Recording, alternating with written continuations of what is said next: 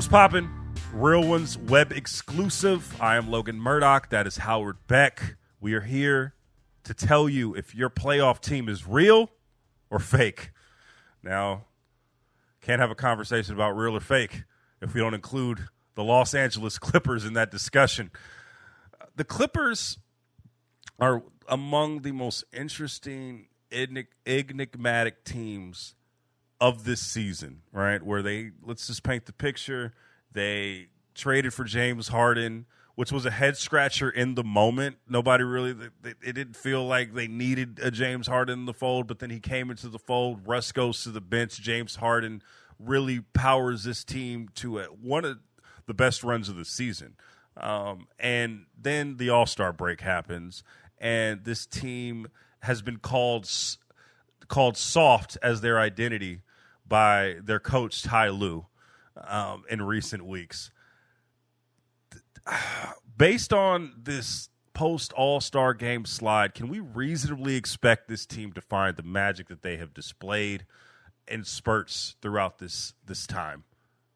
Can that translate to the postseason? Do you trust the beginning of the season Clippers, or do you trust what you currently see now, Howard? If there was a poster child, Logan, for the entire gimmick of real or fake, the Clippers are the poster child for real or fake. This is just this is an annual, daily, hourly, minute-to-minute discussion. We just never know what to make of the Clippers. Are they the team that we see on paper, or are they the team that we see in postseasons? Are they the team that can stay healthy and has all this talent, or the team that just kind of falls apart like paper tissue? It's hard to believe in a team when their own coach, as you noted, called them soft, and justifiably so. It's also kind of a which team are they, Logan? They had the best record in the NBA in December and January, 23-5. That is outright dominant. They peaked at 34-15 on February 5th. That's a really great record. And then they proceeded to just fall apart from there. And by the way, they were really wobbly even before Westbrook went out for 12 games. They went 5-7 without him, but they were kind of wobbling even before that. They also had a 3-7 start to the season when Westbrook was still in the starting lineup, which they stuck with way too long. I don't know what to expect from them anymore. The charitable part of me looks at them and says, you know what? Kawhi Leonard's a 2-time finals MVP who's still playing at a really high level. Paul George, we know, is a great all-NBA caliber player. James Harden, he's got his warts, but he doesn't have to be the everything for this team the way he had to for some of his prior teams, because he's got these other guys to lean on. Westbrook has been great off the bench. The outline of them and the Clippers at their best makes me believe we should take them seriously. But just when we start to take them seriously, they become unserious, and they give away games and they blow leads. And I am perpetually puzzled by the Clippers. Perpetually puzzled. That was wow. That was great. That was a great line. I just want everyone to just chill and just make sure that we give the proper respect to that. I love some good alliteration, Let's get it. We talked about the stars. We haven't talked about the stars just yet of this group: Paul George, Kawhi Leonard, James Harden, all of which have had their share of playoff disappointments, if you will. Kawhi obviously had has the two championships, but his disappointment comes in his health and his injury. James Harden is well documented how he disappears in the biggest moments. Even just last year, when we talk about his ending with the Sixers and how he started the Eastern Conference Finals great against the Celtics. Excuse me, how he started the Eastern Conference semifinals great against the Celtics and then just trailed off towards the end. Paul George has a little bit of that in him as well, as his game seems to collapse in the biggest moments as well. The 2020 postseason is a great example of that. Who has the most to lose with a bad playoff performance out of those big three? I mean, it's obviously Harden. And the funny thing is, we usually place all of the burden, all the expectations, all the consequences on the best player on a team, right? Everything that happens with the Lakers, it's ultimately either, a check in LeBron's good column or bad column or whatever, right? Everything usually rests on the superstar. Embiid carries that burden. Jokic carried that burden until he won a championship. We usually see a team's success or failure through the prism of its best player, and that's the guy who takes the hits if they fall short.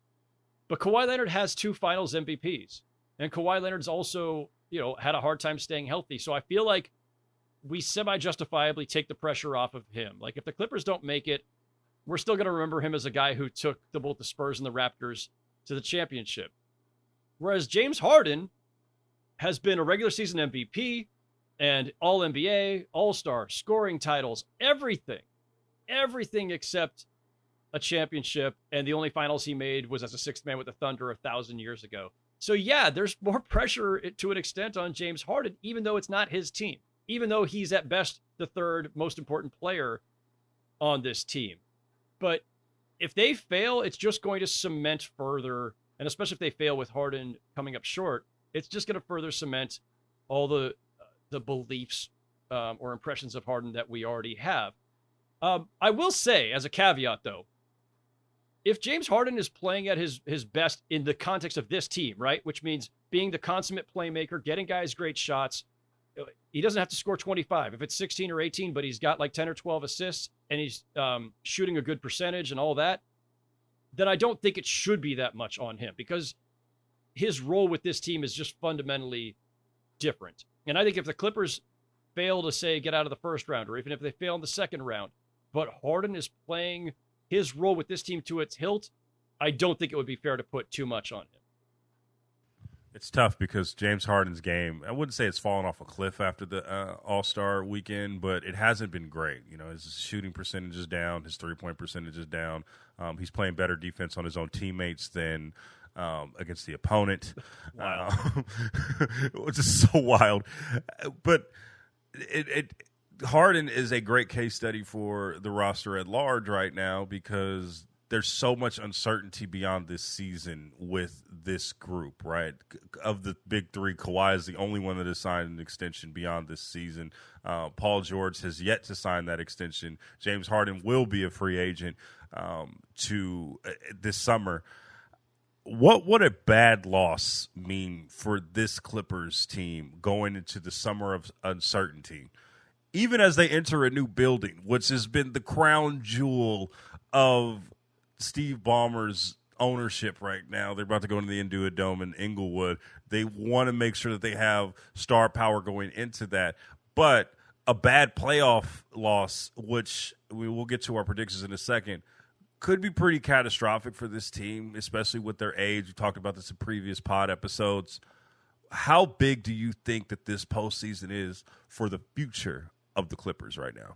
Look, I'm the first one to say, and have many times, that just because they've been together since 2019 doesn't mean we should say, the whole era has been a failure. There's a lot of stuff has happened, mostly injuries, but they're finally healthy. Kawhi and Paul George have played their most games together since they got there. And even though I'm willing to give them more, I think, leniency than most, they really got to make the conference finals now, right? Like, if they're healthy on day 1 of the playoffs and stay healthy, like, if you don't make the conference finals, then it really is an indictment of this entire experiment in this era. So yeah, to me, it's Western Conference Finals or bust. And I think some people would say that even that's being charitable. They really need to make the finals. But I say, if you make the conference finals, you can go into the offseason feeling good about shelling out whatever it's going to take to keep Paul George, shelling out whatever it's going to take to keep James Harden, continuing to spend to the nth degree, astronomical degrees, as Steve Ballmer, to his credit, has all along. And yeah, you're going into a new arena, and you certainly want to go in with as much star power and as much promise as you can. It's not just to sell seats, but it's just selling belief. You want your fans to believe. If you flame out in the first round, or even lose in the second round, it's going to put a real damper on, hey, LA fans who aren't Laker fans, come spend all your money on our new arena and our season tickets. You can't do that if you have flamed out. And it is at least it's a mystery at minimum to say why is Paul George not have an extension? Like, which side is keeping their options open right now? One side, both sides? Like, who's hedging their bets? And there are plenty of teams out there that are willing to and ready to pounce on Paul George if he hits free agency. and if the Clippers don't lock him up. So it does make for a really interesting offseason. Look, playoffs always bring consequences, and for the Clippers, they could be pretty steep. All right. It's time for the segment of the show. And I'm just heartbroken at this point, but are the Clippers, Howard, real or are they fake? I'm splitting the difference this time. You ready? You're going to hate me for this. They're real based on talent and they're fake based on their track record. Wow, you just hedged your bets. Just forget all that. Push Howard out of the way. Move. Get out of here. I know where you're going. They are real fake. Get them out of here. I don't want to see them anymore. I don't want to see them lie to the game and cheat the game the way that they have been cheating the game for years. This is over. Just blow it up. It's done.